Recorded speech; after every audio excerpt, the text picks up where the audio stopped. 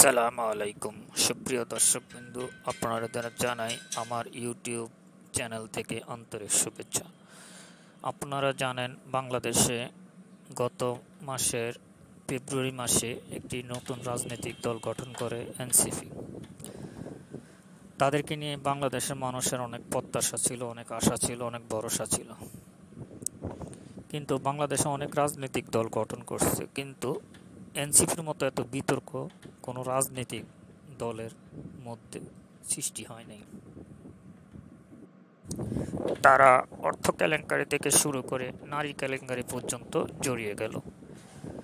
বর্তমানে এনসিপির সারওয়ার তুষার এক নারীর সাথে অশ্লীল ফোন আলাপ ফাঁস হওয়ার পরে এনসিপির ভবিষ্যৎ আরও খারাপ হয়ে গেল।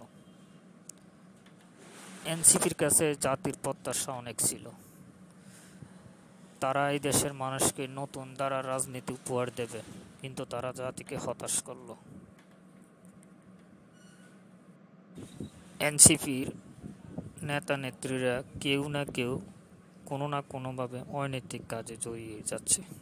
তাদের থেকে এই জাতির প্রত্যাশা পূরণ হবার নয়। তাদেরকে রাজনৈতিক নতুন ধারা যেভাবে শুরু করার কথা ছিল, তাদের কার্যক্রমে এই জাতি হতাশ। ধন্যবাদ।